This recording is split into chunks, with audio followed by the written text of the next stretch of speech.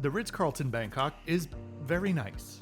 But if you were visiting a brand new Ritz-Carlton, priced at the very top of one of the best hotel markets in the world, is the takeaway that you'd hope for that it was just very nice? Yeah, me either.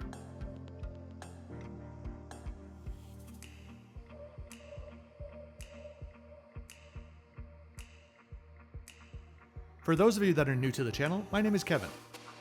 I'm here to give you a self-funded and honest look at some of the best, most unique, or simply most popular airlines and hotels in the world, which I've been bringing to you full-time for 5 years now. Scan the QR code to learn more about the channel, check out my other 10 hotel videos in Bangkok, and subscribe for many more to come. Let's get into the tour.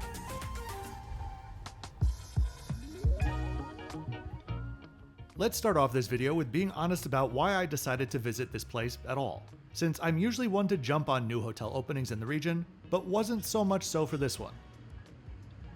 From the first day that I saw it available to book, it was in the mid 500s to low 600s for base level rooms. $550 in Bangkok is a lot of money in any context, but especially when talking about hotels. This is a city where you can easily find respectable 5-star hotels under $150 a night, and generally speaking, there are only 5-ish hotels in the city which are regularly priced higher. The Aman, because, well, it's Aman and it costs $1,300 to walk in the door. Then there's the Capella, the Mandarin Oriental, the Siam, and the Four Seasons, which is often the same price as the Ritz. Each of these four, though, are more like urban resorts, and they all benefit from being in desirable locations directly on the Chao Phraya River. I'll talk more about the Ritz-Carlton's location in a bit, but let's just say it's not what I would consider prime. So I didn't jump on this specific train until Amex changed the benefits for their Platinum card, and I suddenly had an extra $300 in travel credit to use before the end of 2025. So an effective $255 room with a $100 credit was much more digestible. My arrival was kinda sad. I pulled up, got my own bags out of the car, and walked inside. At this point, I didn't know that the lobby wasn't on the ground floor. Staff were limited and all interacting with other guests or each other, and I was just walking around with my bags looking for where the heck I was supposed to go. 5 or so minutes later, I interrupted one of the Bellboy Pow-Wows and shocked them when I asked where to check in. I know I pack light, but not light enough where my bags are invisible. The hotel sits inside the sprawling One Bangkok development on Wireless Road, and represents the brand trying to do what it does best. Controlled, conservative, expensive calm in the middle of a loud city. That's the consensus at least. The development began opening in stages in 2024. The Ritz opened in 2025, and it's all meant to be completed with the 92-story signature tower somewhere around 2029. One Bangkok is the largest ever mixed-use development in the country. The hotel's tower was designed by Skidmore, Owings & Merrill in collaboration with Thai firm A49, and it looks the part. Modern, lots of glass, and restrained. Almost restrained enough to look like any other tower in the city. Interiors were handled by PIA Interior, one of Thailand's most established design studios, and their resume helps explain why this hotel has been fairly warmly received. This is the same firm behind high-profile Bangkok hotels such as the Siam, Anantara Siam Bangkok, and Rosewood Bangkok. That experience shows, though not always in the ways that I expected or hoped for. The design leans contemporary with very subtle Thai references rather than obvious motifs. Think stone, brushed metals, and clean lines, dotted with local artwork and patterns that nod to a sense of place without turning the lobby into a museum exhibit. It's tasteful and very on brand, if not a bit underwhelming. The problem is, I think, that underwhelming rarely fits the bill in Bangkok. The 260 rooms and suites follow the same logic, with neutral palettes, floor-to-ceiling windows, and in some cases private terraces, a genuine luxury in central Bangkok. As we head out to the pool area, you'll see that the theme of beautiful, well-executed, but underwhelming continues. One of the highlights of this property is its views over Lumpini Park, so I need to ask, why this same-size pool couldn't be built infinity style with views of the park? It would have been much better and truly an iconic statement for a big hotel like this.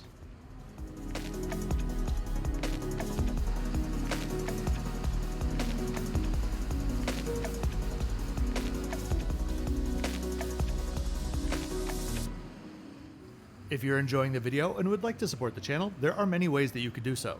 A quick like on the video and subscribe helps videos with the algorithm, or you could check out my Patreon linked in the description below. On Patreon, I post everything from early access or Patreon-only videos, newsletters, my best tips and tricks to save money on travel, glimpses behind the scenes, detailed advanced itinerary maps, and much, much more. If you have specific questions about your upcoming travel, I can help with that too. Whatever you do though, thanks very much for doing it.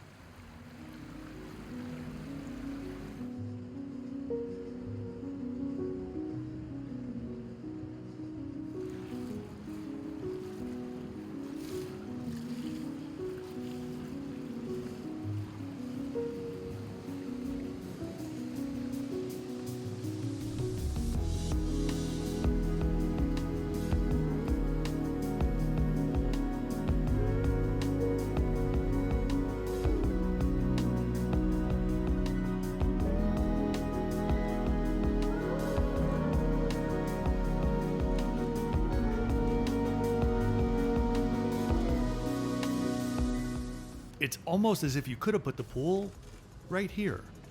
This lounge area is an extension of the two adjacent restaurants, and of course features that beautiful view.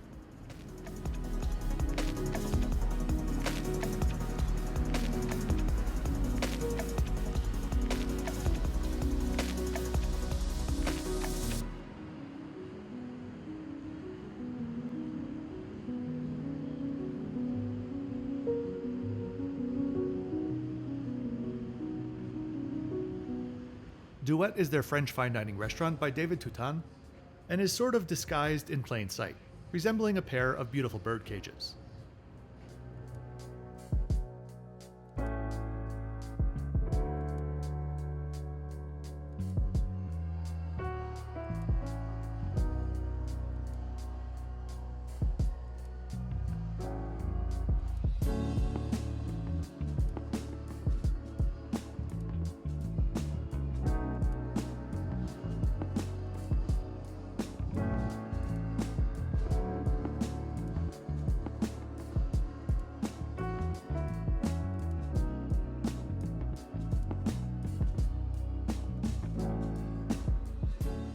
Before we head up to my room, let's dive in a bit to the location itself.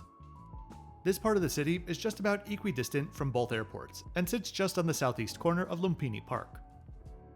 The reason I'm personally not a fan of this very specific area is simply because, besides the park itself, it's not a prime walking neighborhood, so most of the amenities and such which are within a short walk are within the One Bangkok development itself, which has a massive mall as well.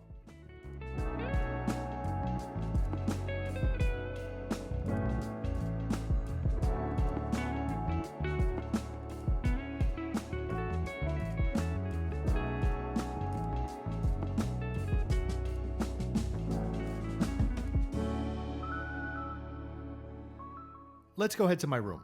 I'll need to cut my normal hallway walk short since all of the rooms have doors with a mirror polish, and while you might see me later this year, it's not happening today.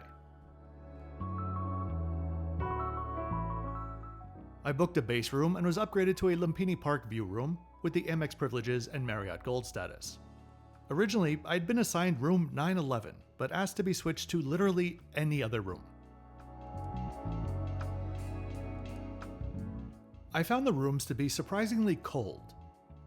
It is beautiful in its own right, and after my stay at the world's tallest IKEA, I'm happy to say that the fit and finish in here was the quality that you would expect. I just wish that there was like 38% more personality in here. I'll let you have a look around the room as I put up the extra bits.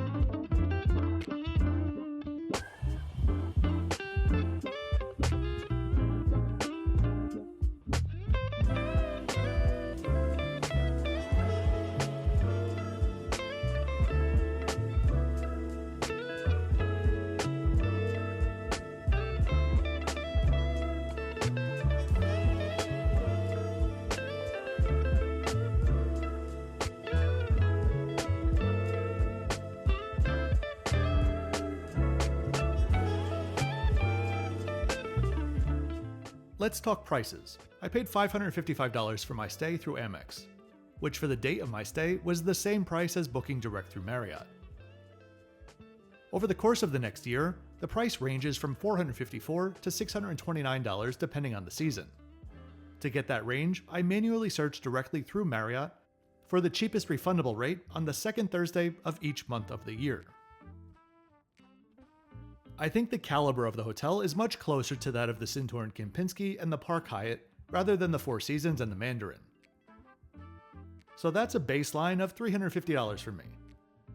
Add in the location, which whether I like it or not is prestigious at the moment, and the view, and I think $410 is a fair nightly rate, all in.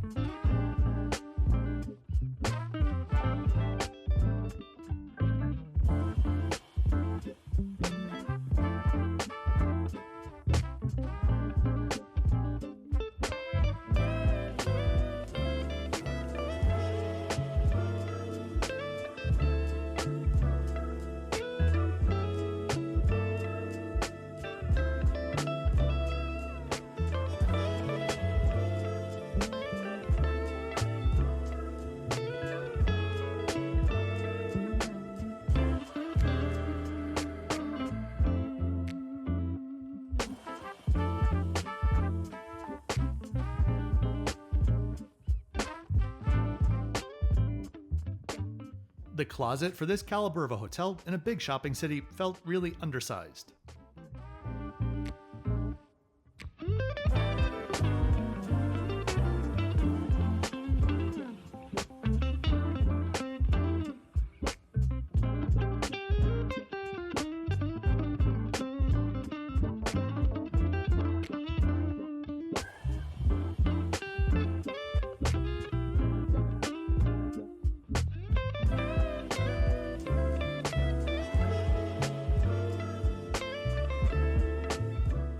I always say to make sure to book the room that you really want and don't rely on the chance of an upgrade, and that really, really applies here.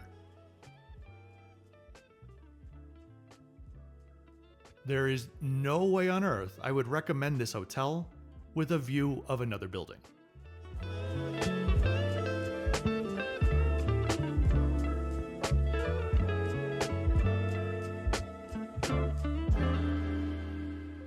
Let's head back down to the lobby level and check out their bar and cocktail lounge. One note about all of the different levels. There's one set of elevators which takes you from the ground floor to the restaurants and lobby, and the other set of elevators on the other side of the building that goes from the lobby to the room floors. But note that the ground floor elevators also serve all of the event spaces, which during my stay felt like the bread and butter of the operation. So expect packed elevators which occasionally you can't even get on. Now, if there is one shining beacon of light in an otherwise softly lit hotel, it is Lily's. I believe that Lily's is the best all-day, non-specialty hotel restaurant that I've been to in the past 5 years of filming for this channel. At night, the atmosphere had the elegance and poise of a fine dining restaurant, but with the personality and playfulness of an inviting gastropub. The service was also absolutely flawless, and I enjoyed hearing the staff deal with a couple of really difficult customers without flinching. The meal started off with some freshly baked bread served with tom yum butter.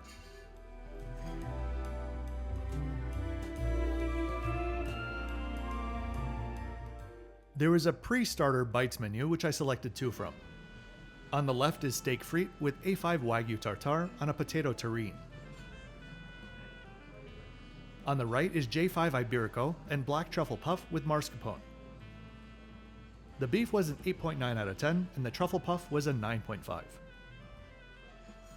For the starter, it didn't really occur to me that I was kind of ordering the same thing twice, but I had the A5 Wagyu tartare, which was beautifully presented and delicious, but a bit more subtle than I would have preferred, 8.3 out of 10.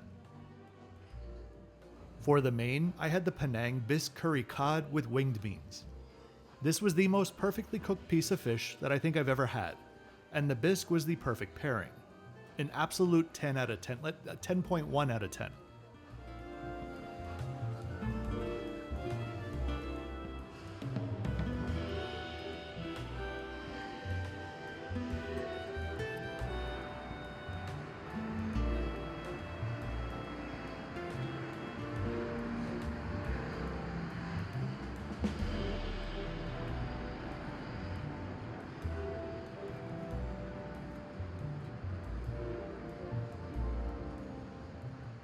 For breakfast, I headed back down to Lily's, which had a really impressive and beautifully displayed buffet, along with a really wonderfully curated selection of unique a la carte options.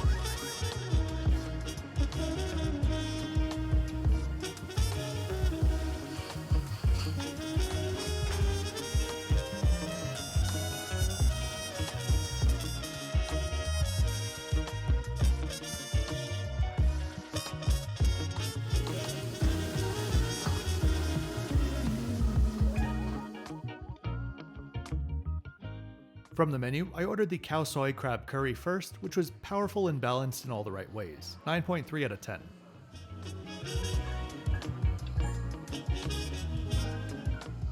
That was followed up by the whipped ricotta tartane with grilled sourdough, local truffle honey, olive oil, and black truffle. Incredibly indulgent and happily devoid of any cheap truffle oil aroma. A 9.9 out of 10. Breakfast here is easily making it to the top of the list. A quick look at the fitness center as I wrap up this review. For anyone that has watched many of my videos, I think you know well what I mean when I say that this place is underwhelming.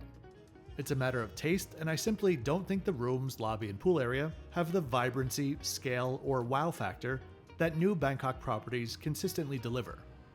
That said, I simply think it's overpriced. I don't think it's a bad hotel by any stretch. There is surely a market for it, which will be paying those prices. But I would expect them to come down 10 or 15% in the next year or so.